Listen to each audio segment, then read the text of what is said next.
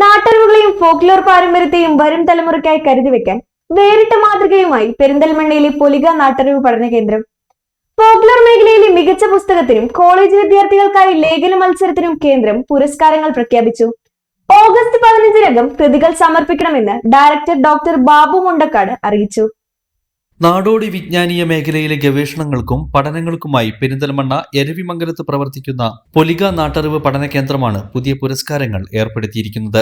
2025 പുറത്തിറങ്ങിയ മികച്ച ഫോക്ലോർ പുസ്തകത്തിന് 10,000 രൂപയും പ്രശസ്തി പത്രവുമാണ് പുരസ്കാരം. കൂടാതെ ഫോക്ലോർ മേഖലയെക്കുറിച്ച് മികച്ച ലേഖനം തയ്യാറാക്കുന്ന കോളേജ് വിദ്യാർത്ഥികൾക്ക് 3,000 രൂപയും പ്രശസ്തി പത്രവും നൽകും. പാരമ്പര്യവുമായി കൈവന്ന നാട്ടറിവുകൾ രേഖപ്പെടുത്തേണ്ടതിന്റെ പ്രാധാന്യം തിരിച്ചറിഞ്ഞാണ് ഇത്തരമൊരു നീക്കമെന്ന് കേന്ദ്രം ഭാരവാഹികൾ പറഞ്ഞു. ആചാരങ്ങൾ, കലകൾ, പാട്ടുകൾ, പാരമ്പര്യ ജീവിത രീതികൾ എന്നിവയെക്കുറിച്ചുള്ള പഠനങ്ങൾ പ്രോത്സാഹിപ്പിക്കുകയാണ് ലക്ഷ്യം. ഈ ഫോക്ലോറിന്റെ ആയി ബന്ധപ്പെട്ട് പ്രസിദ്ധീകരിച്ചു എന്ന് പറഞ്ഞാൽ തന്നെ നിങ്ങൾക്കത് മനസ്സിലാവും. വൈവിധ്യമേറിയ വിഷയങ്ങൾ അദ്ദേഹം പഠന വിധേയമാക്കിയിട്ടുണ്ട്. അദ്ദേഹം ഫോക്ലോർ അക്കാഡമിയുടെ ചെയർമാനായിരുന്നു. 2 വർഷം മുമ്പാണ് അദ്ദേഹം അന്തരിച്ചത്. അപ്പൊ അദ്ദേഹത്തിന്റെ സ്മരണയ്ക്കായി പയ്യന്നൂരിലെ ഞങ്ങൾ ശിഷ്യന്മാര്, അദ്ദേഹത്തിന്റെ കീഴിൽ PhD എടുത്തിട്ടുള്ള ശിഷ്യന്മാരൊക്കെ ഒത്തുകൂടുകയും ഫോക്ലോർ രംഗത്ത് പല പ്രവർത്തനങ്ങളും കാഴ്ചവെക്കുകയും ചെയ്യാറുണ്ട്.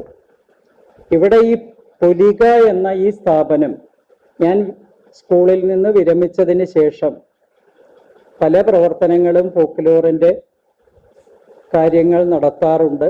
അപ്പൊ എൻ്റെ വലിയൊരു ആഗ്രഹമായിരുന്നു എൻ്റെ ഗുരുനാഥൻ ഡോക്ടർ MV വിഷ്ണു നമ്പൂതിരിയുടെ സ്മരണയ്ക്കായി പൊലിക എന്നാണ് ഈ സ്ഥാപനത്തിന്റെ പേരിട്ടിരിക്കുന്നത്. പൊലിക എന്ന് പറഞ്ഞാൽ വർദ്ധിക്കുക എന്നാണ് നാട്ടു ഭാഷയിലൊക്കെ പറയുക. പൊലിക എന്ന പേരിൽ ഒരു അവാർഡ് കൊടുക്കണമെന്ന് നിശ്ചയിച്ചു. 2025 ഏറ്റവും മികച്ച ഫോക്ലോർ പഠന ഗ്രന്ഥത്തിനാണ് ഈ അവാർഡ് കൊടുക്കുന്നത്.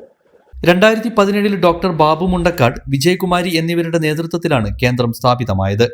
നിലവിൽ ഗവേഷകർക്ക് മാർഗനിർദ്ദേശങ്ങളും വിജ്ഞാന കേന്ദ്രങ്ങളും ഇവിടെ ലഭ്യമാണ്.